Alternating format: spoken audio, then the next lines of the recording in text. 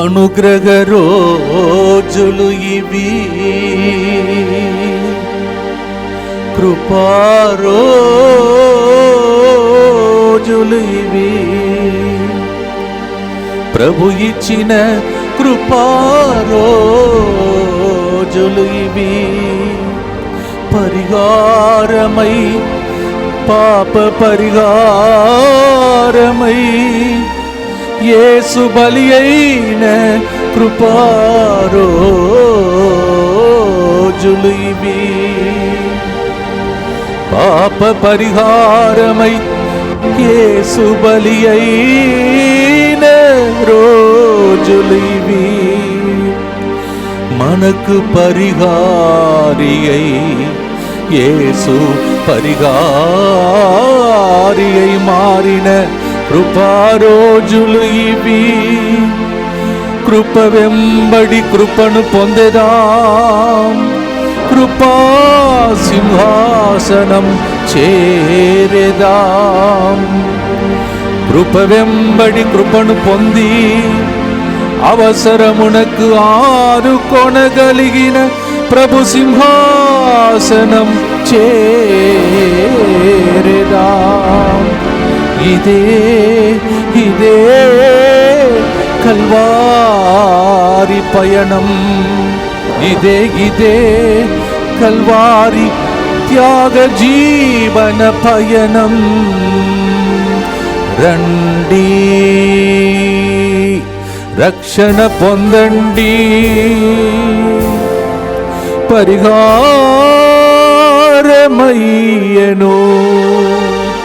మనకు యేసు పరిహారి అయ్యను. ఎంత భాగ్యము యేసుతో 40 రోజులు, ఇది మనకు ఎంతో భాగ్యము. అవును ప్రియమైన సహోదరి సహోదరులారా, యేసుతో 40 రోజులు గడిపే ఇంకొక కృపాకాలమును మనకు దేవుడు ప్రసాదిస్తున్నాడు. మనము నశించిపోకూడదని, అందరూ రక్షింపబడాలని, భూలోకంలో ఆనందముతో జీవించాలని, ఒకరోజు పరలోకం చేరాలని మనకిచ్చిన కృపాకాలంలో దైవజనులు దైవజనురాలు అనేక మంది మీకు వాక్య పరిచరణ చేయబోతున్నారు. రండి, దేవుని వాక్యాన్ని విని మీ జీవితంలో ఎదురు చూస్తున్న కార్యములన్నీ ప్రభు జరిగించునుగాక. కృప వెంబడి కృపని ఇప్పుడే పాడాం. ఆ కృపతో దేవుడు ఈ కార్యక్రమం ద్వారా మనలందరినీ దీవించునుగాక. God bless you. క్రీస్తునాథుని యందు మిక్కిలి ప్రియమైన సహోదరి సహోదరులారా, ఈ యొక్క 40 దినములు యేసుక్రీస్తు ప్రభు యొక్క శ్రమలతో ప్రయాణం చేయడానికి యేసుతో 40 రోజులనే ఈ యొక్క సాయంకాల కార్యక్రమం ద్వారా ప్రేమపూర్వకంగా మీ అందరినీ కూడా ఆహ్వానిస్తున్నాను. ఈ యొక్క వాక్యాన్ని మనం ఆలకించే ముందు ఒక చిన్న ప్రార్థన చేసుకుందాం. ప్రేమమయుడైన మా పరలోక తండ్రి, నీ నామమును నిత్యము స్తుతించి ఆరాధించి గణపరచెదము. యేసుక్రీస్తు యొక్క శిలువ మరణం ద్వారా మా అందరినీ కూడా నీతో పాటు సమాధానపరుచుకున్నావు. నీ మహిమలో మాకు భాగమునిచ్చి ఉన్నావు ప్రభువా, నీకు స్తోత్రములు. ఇదిగో ఈ సాయంకాల సమయంలో ఈ యొక్క వాక్యాన్ని వీళ్ళతో పంచుకుంటూ ఉండగా ప్రభువా, ఆ వాక్యము అభిషేకించబడునుగాక. ఆ వాక్యము ద్వారా వింటున్న ప్రతి ఒక్కరి హృదయములు తెరవబడునుగాక.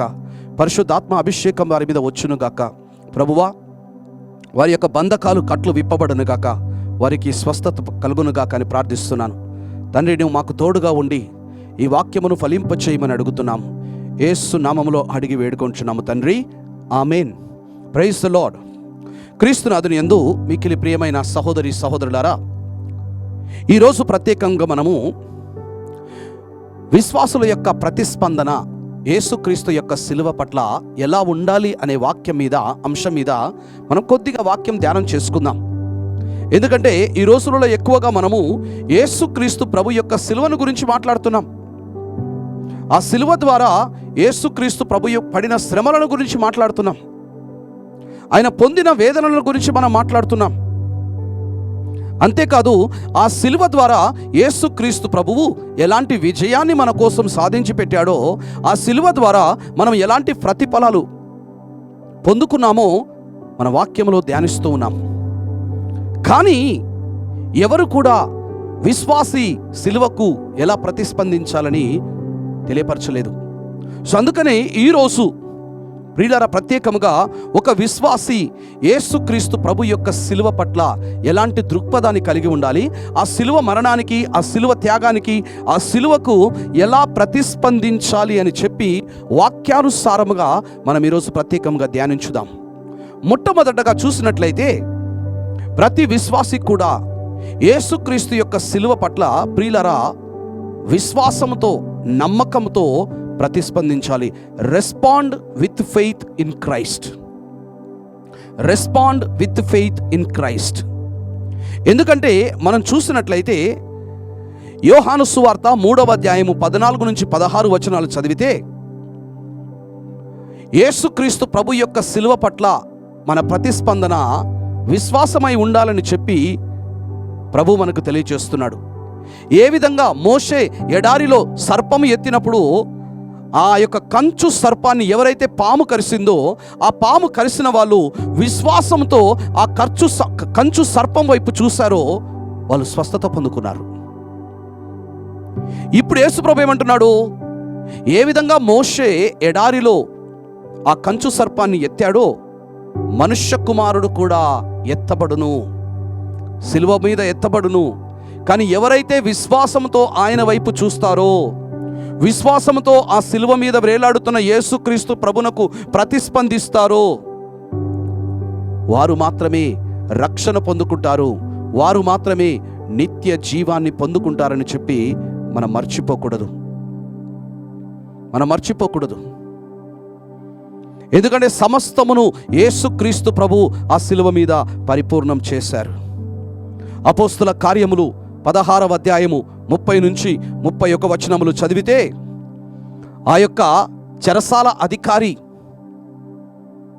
ఆ యొక్క పౌలు శిలాసులతో ఈ విధంగా మాట్లాడుతున్నాడు, రక్షణ పొందుకొనుటకు నేనేం చెయ్యాలి, రక్షణ పొందుకొనుటకు నేనేం చేయాలని చెప్పి చెరసాల అధికారి పౌలు శిలాసులను అడుగుతున్నాడు. అప్పుడు పౌలు ఏమని సమాధానం ఇస్తున్నాడంటే, believe in the lord Jesus and we will be baptized, you will be saved. యేసు క్రీస్తునందు విశ్వాసముంచుము, క్రీస్తును అంగీకరించుము, క్రీస్తును విశ్వాసముంచుము, అప్పుడు నీవు రక్షణ పొందుకుంటావు, నీవు రక్షింపబడతావని చెప్పి వాక్యం పలుకుతుంది. రోమా పత్రిక 10వ అధ్యాయం 9వ వచనంలో వాక్యం చూసినట్లయితే, నీ నోటితో యేసు ప్రభువని ఒప్పుకొని మృతులలో నుండి దేవుడు ఆయనను లేవనెత్తనని నీ హృదయములో నీవు విశ్వసించినట్లయితే నీవు రక్షింపబడతావు. సో నువ్వు రక్షణ పొందుకోవాలంటే, యేసుక్రీస్తు ప్రభు యొక్క రక్తములో కడగబడాలంటే, నిత్య జీవము నువ్వు పొందుకోవాలంటే, యేసుక్రీస్తులో ఉన్న జీవము, దైవ జీవము నీలో ప్రవేశించాలి అంటే, పరిశుద్ధాత్మదేవుడు నీ శరీరాన్ని తన ఆలయముగా మార్చుకోవాలి అంటే, మొదటి ప్రతిస్పందన ప్రియులారా విశ్వాసం. మరి నువ్వు క్రీస్తును నమ్ముతున్నావా? క్రీస్తునందు విశ్వాసం కలిగి ఉన్నావా? ఆ శిలువ ద్వారా ఏదైతే యేసుక్రీస్తు ప్రభు సాధించాడో ఆయన అంతయు సమాప్తమైన అని పలికాడు. మరి సమాప్తమైందని, రక్షణ కార్యము సమాప్తమైనదని చెప్పి నువ్వు విశ్వసిస్తున్నావా? ఆలోచించుకో. ఎందుకంటే గలతీ పత్రిక 2వ అధ్యాయము 16వ వచనంలో దేవుని వాక్యం ఏం తెలియజేస్తుందంటే, క్రీస్తునందు ఉన్న విశ్వాసము చేత మనము నీతిమంతులమగుచున్నాం.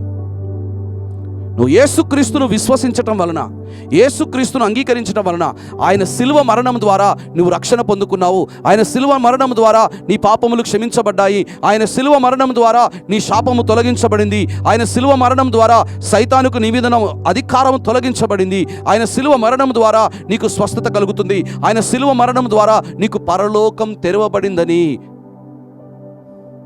నువ్వు గ్రహిస్తున్నావా? నువ్వు తెలుసుకున్నావా? మరి తెలుసుకొని విశ్వాసములో యేసును అంగీకరిస్తున్నావా? ఈ విశ్వాసమే నిన్ను పూర్తిగా నీతిమంతునిగా చేస్తుంది, పరిశుద్ధునిగా చేస్తుంది. ప్రియులారా, ద క్రాస్ ప్రొవైడ్స్ సాల్వేషన్. యేసుక్రీస్తు ప్రభు యొక్క శిలువ రక్షణను ప్రసాదిస్తుంది. But the cross becomes effective only through faith. Only through faith. Without faith the cross remains a history. విశ్వాసం లేకుండా సిలువ అనేది ఒక చరిత్రగా మిగులుతుంది. రక్షణ శక్తిగా కాదు, రక్షణ కార్యముగా కాదు. మరి ఈరోజు ఈ యొక్క తపస్కాలంలో ప్రియులారా, విశ్వాసంతో యేసుక్రీస్తు ప్రభు యొక్క సిలువకి మీరు ప్రతిస్పందిస్తారా? ఆయనను అంగీకరిస్తారా? ఆయనను మీ హృదయములలోనికి స్వీకరిస్తారని చెప్పి ఒక్కసారి ప్రయత్నం చేయండి. రెండో విషయంలో ప్రియులారా, ఆయన యొక్క సిలువ పట్ల మన ప్రతిస్పందన ఎలా ఉండాలంటే పశ్చాత్తాపంతో కూడి ఉండాలి. యేసుక్రీస్తు ప్రభువు రక్షణ సిలువ ద్వారా మనకి ప్రసాదించాడు. కానీ ఆ రక్షణ నీ సొంతం కావాలంటే విశ్వాసం ఉండాలి. ఆ విశ్వాసంతో నీవు పశ్చాత్తాపపడాలి, హృదయ పరివర్తన చెందాలి. ఎందుకంటే యేసుక్రీస్తు ప్రభు యొక్క సిలువ త్యాగపూరితమైన ఆయన ప్రాణ బలిదాగము మనుషుల యొక్క పాపము యొక్క ఎంత భయంకరమైనదో మనకు తెలియచేస్తుంది. The seriousness of sin, the seriousness. ఆయన సిలువ వేయబడడానికి, మనం దేవుని సన్నిధి నుండి గెంటి వేయబడటానికి కారణం మనిషిలో ఉన్న పాప స్వభావం, మనిషిలో ఉన్న పాపం. మనం పాపము నుండి వైదొలిగినప్పుడే రక్షణ పరిపూర్తి అవుతుంది. అందుకే అపోస్తలుడైన పౌలు, అపోస్తలుడైన పేతురు మొదటి ప్రసంగములో అపోస్తల కార్యాలు 2వ అధ్యాయము 36, 37, 38 వచనాలలో చూసినట్లయితే, ఆ పేతురు ప్రసంగం విన్న తర్వాత ఆ ప్రజలందరూ కూడా అడిగారు, సహోదరుడా మేమేం చెయ్యాలి? అప్పుడు పేతురు గారు అంటున్నారు, ప్రతి ఒక్కరు కూడా మీ పాపములకై పశ్చాత్తాపపడుతూ పాపములకై పరిహారణ పొందుకొనుటకై ప్రతి ఒక్కరు కూడా విశ్వాసంతో యేసుక్రీస్తునందు జ్ఞానస్నానం పొందుకోండి. పశ్చాత్తాపానికి చిహ్నముగా, హృదయ పరివర్తనకు చిహ్నంగా మీరు మీ పాపాలను వదిలిపెడుతున్నారని, పాప క్రియలను వదిలిపెడుతున్నారని, పాప స్వభావాన్ని, పాప జీవితాన్ని వదిలిపెడుతున్నారని దానికి గుర్తుగా మీరు జ్ఞానస్నానం పొందుకోండి. నువ్వు జ్ఞానస్నానం ఆల్రెడీ పొందుకున్న వ్యక్తివి అయితే ఒక్క విషయం గుర్తుపెట్టుకో, నువ్వు పాపాన్ని వదిలిపెట్టిన వ్యక్తివని. ఇంకా పాపంతో నువ్వు ఆడుకోకూడదు, పాప క్రియలతో నువ్వు ఆడుకోకూడదు, పాప స్వభావంతో ఆడుకోకూడదు, పాప చర్యలతో ఆడుకోకూడదు. అందుకే యెషయా ప్రవక్త గ్రంథము 55వ అధ్యాయము 7వ వచనంలో వాక్యం పలుకుతుంది, ఏమని? దుర్మార్గులు తమ మార్గములను విడనాడుదురుగాక, తమ యొక్క దురాలోచనలను విడనాడుదురుగాక. సో దుష్కార్యములు, దురాలోచనలు మనం విడనాడాలంట. ఏ విధంగా జక్కయ్య మారు మనసు పొందుకొని తన జీవితాన్ని యేసు ప్రభువునకు అర్పించుకున్నాడో, ఏ విధంగా సౌలు పౌలుగా మారాడో, మగ్దల మరియమ్మ 7 దయ్యములు తనను కలిగి ఉండి పునీతురాలుగా మారిపోయిందో, నేను ప్రియులారా మార్చబడాలి. ఈ తపస్కాలంలో మన స్వభావం మార్చబడాలి. యేసుక్రీస్తు ప్రభు ఆయన సిలువ మీద మరణించాడు, కరెక్టే. ఆయనకు నువ్విచ్చే కానుక ఏది? నువ్విచ్చే సమర్పణ ఏది? ఆయనకు కావలసింది ప్రియులారా నీ మారు మనసు, ఆయనకు కావలసింది నీ హృదయం, ఆయనకు కావలసింది పాపమును వదిలిపెట్టిన దేవుని ప్రేమించే, నీతిని ప్రేమించే, సత్యాన్ని ప్రేమించే నీ మనస్సు.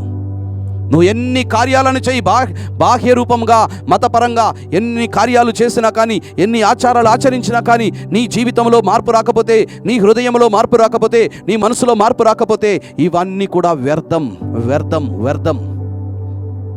Praise the Lord. అవును ప్రియ సహోదరి సహోదరులారా, నువ్వు పశ్చాత్తాపపడితే ఆ యేసుక్రీస్తు ప్రభువు నిన్ను తన రక్తంతో కడిగి మరలా నిన్ను నూతనమైన వ్యక్తిగా మార్చడానికి ఆయన సిద్ధంగా ఉన్నాడు. మరి మూడవదిగా మనం ఆలోచించాల్సిన విషయం ఏమంటే, మన యొక్క ప్రతిస్పందన అనేది ప్రియులారా, యేసు ప్రభు ఒక మాట పలికాడు లూకా సువార్త 9వ అధ్యాయము 23-24 వచనాలలో. అదేంటంటే, నన్ను అనుసరింప కోరువాడు తనను తాను పరిత్యజించుకొని తన సిలువను ఎత్తుకొని నన్ను అనుసరించవలెను. తనను తాను పరిత్యజించుకొని నిన్ను నీవే పరిత్యజించాలంట. అంటే దాని అర్థం ఏంటి? Self denial. క్రీస్తు యొక్క శిలువ పట్ల నీ ప్రతిస్పందన ఎలా ఉండాలంటే నిన్ను నీవు పరిత్యజించాలంట. నిన్ను నీవు పరిత్యజించడం అంటే నీ సొంత ఆలోచనలు, నీ సొంత అజెండా, నీ సొంత క్రియలు ఇవన్నీ కూడా పక్కన పెట్టి దేవుడు ఏం చెప్తున్నాడు, దేవుడు ఏం చేయమంటున్నాడు, యేసు ప్రభు ఏం చెప్తున్నాడు, యేసు క్రీస్తు ప్రభు ఏం చేయమంటున్నాడో, ఏ మార్గంలో వెళ్ళమంటున్నాడో క్రీస్తు యొక్క చిత్తాన్ని మనం ఆలింగనం చేసుకోవాలి. దేవుని చిత్తం మన చిత్తంగా మారాలి. 2 కొరింథీయులకు రాయబడిన లేఖ 5వ అధ్యాయము 15వ వచనంలో వాక్యం పలుకుతుంది, ఇక జీవించువారు తమ కొరకు కాక క్రీస్తు కొరకు జీవించుటకై యేసు క్రీస్తు ప్రభువు తన యొక్క ప్రాణమును, దేవునితో మనల్ని సమాధానపరచడానికి తన ప్రాణమును ఆయన బలిగా అర్పించాడు. సో నువ్వు దేవుని కోసం జీవించాలి, నువ్వు యేసు క్రీస్తు కోసం జీవించాలని, నీ కోసం కాదు. ఈ లోకంలో మన జీవితాలను పరిశీలించుకుంటే ప్రియులరా, చాలామంది మనం దేవుని కోసం జీవించట్లేదు, దేవుని ఇష్టానుసారంగా జీవించట్లేదు, దేవుని ప్రణాళికాబద్ధంగా జీవించట్లేదు, దేవునికి ఆమోదయోగ్యంగా మనం జీవించట్లేదు. మన క్రియలు కానీ, మన ఆలోచనలు కానీ, మన వ్యక్తిత్వం కానీ, మన నడవడిక కానీ, మన మార్గాలు కానీ, మన ఆలోచనలు కానీ దేవునికి ప్రీతికరంగా లేవు, మనకిష్టమైనవిగా ఉన్నవి, మనల్ని ప్రేమించే వ్యక్తులకు ఇష్టమైనవిగా ఉన్నవి. ఇక్కడ ప్రభు ఏమంటున్నాడు, మనం వేరే వాళ్ళ కోసం జీవించొద్దంట, వేరే వాళ్ళ గురించి మర్చిపో, నీ కోసం నువ్వే జీవించొద్దంట. కానీ ఈ లోకంలో జీవిస్తున్న మనము వేరే వాళ్ళ కోసం బ్రతుకుతున్నాం, ఇతరుల సంతోషం కోసం బ్రతుకుతున్నాం, ఇతరుల యొక్క ప్రేమ కోసం అరులు చాచు బ్రతుకుతున్నాం. ఇంకా కొంతమంది స్వార్థ జీవితంతో వాళ్ళ కోసం వాళ్ళే జీవిస్తున్నారు. నాకు ఇష్టమైనవి నేను చేస్తాను, నా బుద్ధికి తోచింది చేస్తాను.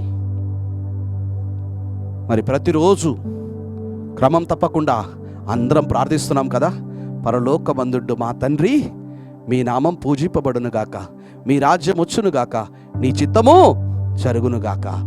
నీ చిత్తము జరుగునుగాక అనేది కేవలం మాటల వరకే, ప్రార్థన వరకే ఆడపెట్టేసి మన ఇష్టం వచ్చినట్లుగా మనం జీవిస్తున్నాం. ఇది ఎంతవరకు సమంజసం? ఇది ఎంతవరకు సమంజసం?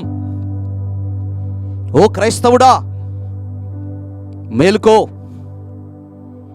వాక్యం పలుకుతుంది 2 కొరింథీ 5:15లో, ఇక జీవించువారు వారి కొరకు జీవించకుండా యేసుక్రీస్తు కొరకు జీవించాలంట. నువ్వు ఎవరి కోసం జీవిస్తున్నావు? ఎవరి సంతోషం కోసం జీవిస్తున్నావు? ఎవరి ఆనందం కోసం జీవిస్తున్నావు? ఎవరిని తృప్తిపరచాలని జీవిస్తున్నావు? ఎవరిని గెలవాలని జీవిస్తున్నావు? నువ్వు క్రైస్తవ జీవితం అంటే అంత సులభం కాదండి. తనను తాను పరిత్యజించుకొని నిన్ను నీవు పరిత్యజించుకోవాలంట, నీ ఇష్టాలను పరిత్యజించుకోవాలంట. క్రైస్తవుడిగా ఉండటం అంటే అంత ఈజీ కాదు. అందుకే ప్రభు అన్నారు, ఇరుకైన మార్గము. చాలా కొద్దిమంది మాత్రమే బ్యాప్టిజం పొందుకున్న వాళ్ళు చాలామంది ఉన్నారు. కానీ పరలోకం వెళ్ళే ప్రతి ఒక్కడు కూడా, బ్యాప్టిజం పొందుకున్న ప్రతి వ్యక్తి పరలోకం వెళ్ళడండి. బ్యాప్టిజం పొందుకున్న ప్రతి వ్యక్తి పరలోకం వెళ్ళడు. యేసు ప్రభు అంటున్నాడు,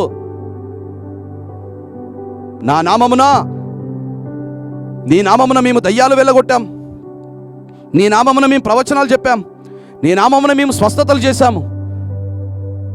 ప్రభు ప్రభు ప్రభు యేసు ప్రభు అంటున్నారు, మీరెవరో నాకు తెలియదు. ఆ అద్భుతాలు చేసిన వాళ్ళు, ఆ స్వస్థతలు చేసిన వాళ్ళు, ఆ ప్రవచనాలు చెప్పిన వాళ్ళు యేసుక్రీస్తు ప్రభు కోసం చెప్పలేదండి. యేసుక్రీస్తు ప్రభు కోసం జీవించలేదు, వాళ్ళ కోసం జీవించారు. వాళ్ళ ఇష్టానుసారంగా జీవించారు. దేవుడు వరాలు ఇచ్చాడు, కానీ వాళ్ళ కోసం వాడుకున్నారు. మరి నీవు? అందుకే చెప్పాను, ఇరుకైన మార్గము. చాలా కొద్ది మంది మాత్రమే ప్రయాణిస్తారు.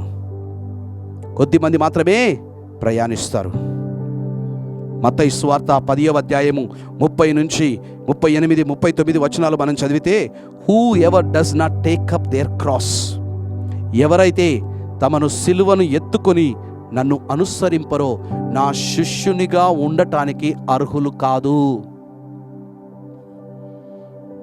తపస్కాలాన్ని బాగానే ఆచరిస్తున్నాం, సంతోషం. ప్రతి ఆదివారం గుడికి వెళ్తున్నావు, ప్రతిరోజు గుడికి వెళ్తున్నావు. శుక్రవారము బుధవారం మంచిగా చక్కగా 14 స్థలాలు పరిశుద్ధ శిలువ మార్గం అని చెప్పి బాగానే ప్రార్థన చేస్తున్నావు, చాలా సంతోషం. కానీ యేసుక్రీస్తు ప్రభు యొక్క గద్దింపు విను. ఇక్కడ తన శిలువను ఎత్తుకొని నన్ను అనుసరింపచడానికి ఇష్టపడని వాడు నా శిష్యునిగా ఉండటానికి అర్హుడు కాదు. నా శిష్యునిగా ఉండనేరు. నువ్వు అనుకుంటున్నావు నేను యేసు ప్రభు శిష్యునని, నువ్వు అనుకుంటున్నావు నేను క్రైస్తవుని అని, నువ్వు అనుకుంటున్నావు నువ్వు దేవుని బిడ్డవని. కానీ దేవుడు నిన్ను తన బిడ్డగా చూస్తున్నాడా? యేసు ప్రభు నిన్ను తన శిష్యునిగా చూస్తున్నాడా? యేసు ప్రభు నిన్ను తన అనుచరుడిగా చూస్తున్నాడా? యేసు ప్రభు నిన్ను తన అనుచరుడిగా చూడాలంటే, నిన్ను తన శిష్యునిగా చూడాలంటే నీవు నీ సిలువను ఎత్తుకొని ఆయనను అనుసరించాలి. యేసు నామ నిమిత్తము ఎదురయ్యే అవమానాలు, నిందలు, శ్రమలు ఎలాంటి కంప్లైంట్ చేయకుండా, మర్మర్ చేయకుండా, గొనగకుండా, సనగకుండా అన్ని విషయములలో పౌలు గారు పలికినట్లుగా ప్రతి విషయమునందు దేవునికి కృతజ్ఞతలు అర్పిస్తూ నువ్వు జీవించగలవా? నీ జీవితంలో ఎదురయ్యే సమస్యలు, నీ జీవితంలో ఎదురయ్యే బాధలు, నీ జీవితంలో ఎదురయ్యే వేదనలు దేవునికి కంప్లైంట్ చేయకుండా, వాటి మీద గొనగకుండా, సనగకుండా వాటిని అంగీకరించి యేసుక్రీస్తు శ్రమలతో బాధలతో ఐక్యపరిచి దేవునికి అర్పించగలవా? లేక వెనుదిరుగుతావా? దేవుడు నీ ప్రార్థనకు జవాబు ఇవ్వనప్పుడు విశ్వాసం కోల్పోయి ఎదురు తిరుగుతావా? నీ చేతిలో ఉంది. You cannot negotiate the cross with Christ. మనము సిలువను తృణీకరించలేమండి. నాకు ఈ సిలువ వద్దు అని చెప్పి నువ్వు అనలేవు. తన సిలువను ఎత్తుకొని నన్ను అనుసరించువాడే నా శిష్యుడు. ఈ తపస్సు కాలంలో యేసు ఒక విశ్వాసి, క్రైస్తవ విశ్వాసి యొక్క ప్రతిస్పందన, సిలువ పట్ల క్రైస్తవ విశ్వాసి యొక్క ప్రతిస్పందన పరిత్యజించుకొని సిలువను ఎత్తుకొని ఆయన వైపు చూడాలి. ఆయన వైపు చూడాలి. ఆయన వైపు చూడాలి. ఆయన 3 సార్లు పడిపోయాడు దారిలో. మనం ధ్యానిస్తున్నాం పరిశుద్ధ సిలువ మార్గంలో. మన 3వ స్థలము, 7వ స్థలము, 9వ స్థలములో 6వ స్థలం మనం ధ్యానిస్తున్నాం. యేసుక్రీస్తు ప్రభు సిలువను మోస్తూ పడిపోయాడని. కానీ పడిపోయిన వ్యక్తి అలాగే కూలిపోకుండా మరలా లేచి సిలువను, భారమైన సిలువను భుజానికేసుకొని ముందుకు సాగాడు. ఆ గొల్గొత్తాలో ఆ సిలువ మీద వేలాడాడు, ప్రాణమిచ్చాడు. మరి నువ్వు పడిపోయి అక్కడే ఆగిపోతావా? యేసులాగా ముందుకు సాగుతావా?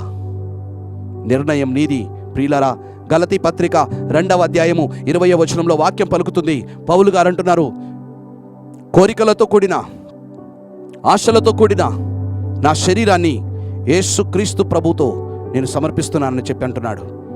రోమపత్రిక 6వ అధ్యాయం 6వ వచనంలో నా పాత మనిషి, నా పాత స్వభావము యేసుక్రీస్తుతో పాటు సిలువ వేయబడింది. నువ్వు ఇంకా రక్షణ పొందుకోలేని వ్యక్తిగా జీవిస్తున్నావా? రక్షణ పొందుకున్న వ్యక్తిగా నువ్వు జీవిస్తున్నావా?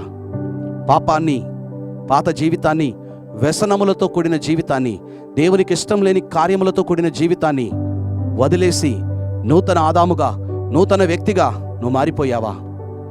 దేవునికి ఇష్టమైన వ్యక్తిగా మారిపోయావా?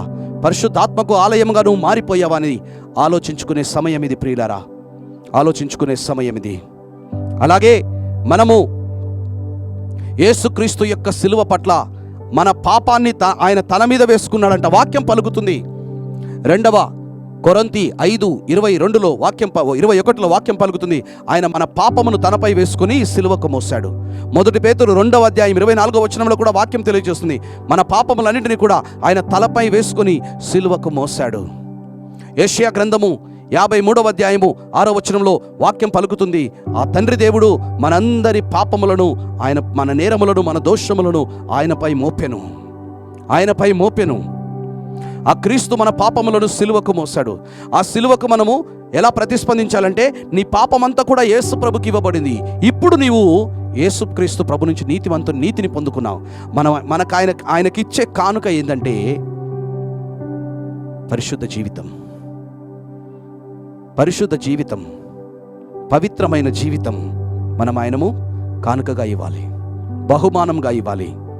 అందుకే తీతుకు రాసిన లేఖ 2వ అధ్యాయము 14వ వచనంలో దేవుని వాక్కు పలుకుతుంది, ఆయన సమస్తమైన దుర్నీతి నుండి, పాపము నుండి మనలను విముక్తులను చేసి తన కొరకు పవిత్రపరచుకొని, దేవుడు నిన్ను పవిత్రపరిచాడు, తన సొత్తుగా చేసుకొనుటకు తనను తానే మన కొరకు అర్పించుకొనెను. సో ఇప్పుడు నీవు నీ సొంతం కాదు, నువ్వు దేవుని సొంతం. నువ్వు వెలనిచ్చి కొనబడ్డావు. నీవు నీ సొంతం కాదు. అందుకే పేతురు గారు అంటారు, పేతురు రాసిన మొదటి లేఖ 1వ అధ్యాయము 15-16 వచనాల్లో, దేవుడు పవిత్రుడు, దేవుడు పరిశుద్ధుడు కనుక మనం కూడా పవిత్రులమై ఉండవలెను, పరిశుద్ధులుగా ఉండవలెనని వాక్యం పలుకుతుంది.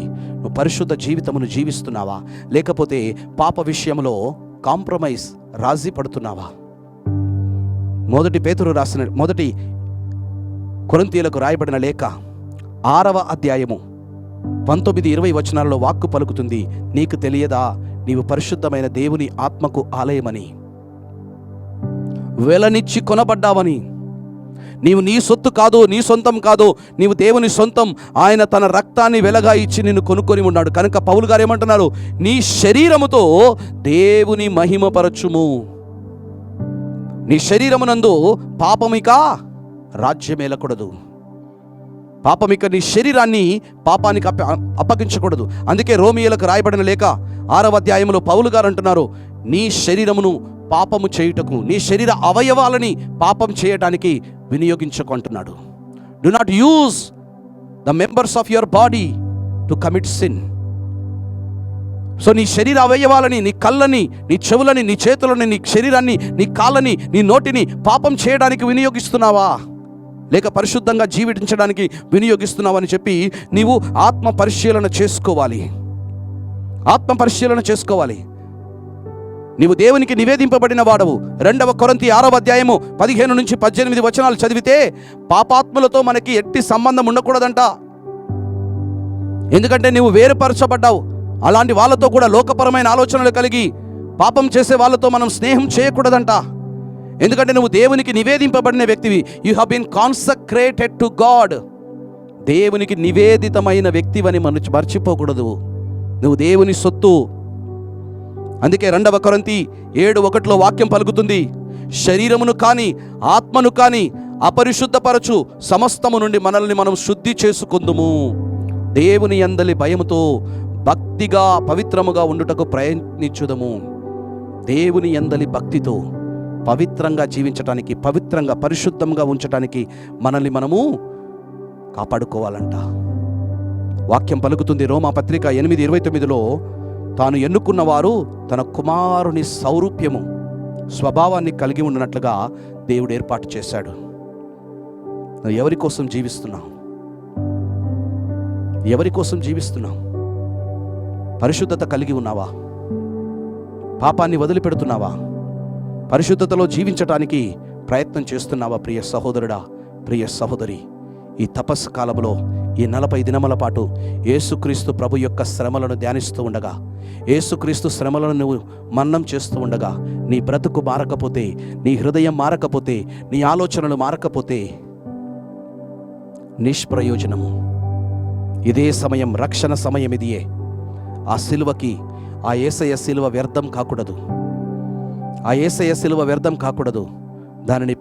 ఆ సిలువకి ప్రతిస్పందించడానికి నువ్వు సిద్ధముగా ఉన్నావా? ఒక్క నిమిషం ఆలోచన చేసుకో.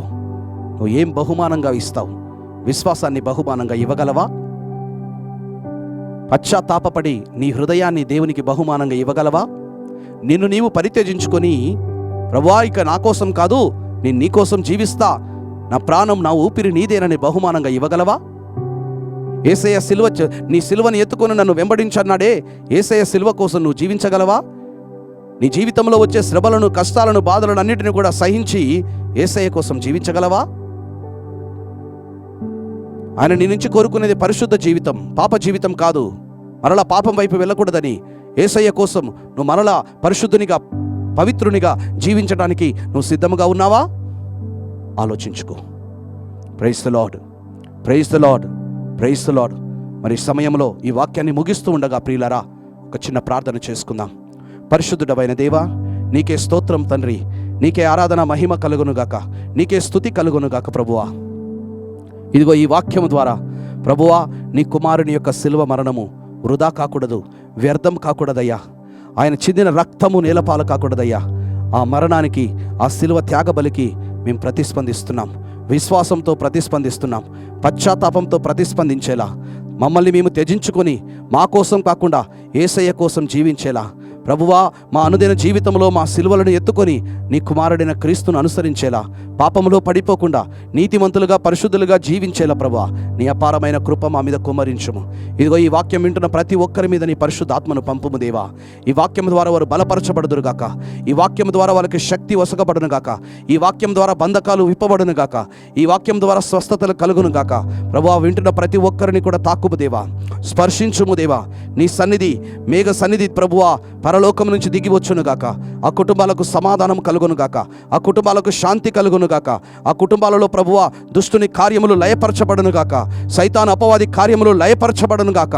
వారందరూ కూడా దీవించబడుదురుగాక, ఆశీర్వాదకరముగా ఉంచబడుదురుగాక. వాక్యం పలుకుతున్నట్లు ప్రభువా కీర్తన 103 కీర్తన 5వ వచనంలో, ఈ క్షణము నుండి ప్రభువా వారి కుటుంబాలలో శుభ కార్యములు జరుగునుగాక, శుభములు కలుగునుగాక. వారికి యేసు నామములో అడిగి వేడుకొనుచున్నాము తండ్రి. హల్లెలూయా. స్తోత్రం స్తోత్రం, స్తుతి స్తుతి స్తుతి స్తుతి స్తుతి స్తుతి స్తోత్రం నాయన తండ్రి. ప్రతి ఒక్కరిని దీవించమని ప్రభువా సర్వశక్తిగల సర్వేశ్వరుడు పిత పుత్ర పవిత్రాత్మ మేము దీవించి ఆశీర్వదించునుగాక. ఆమేన్. Praise the lord, praise the lord, praise the lord.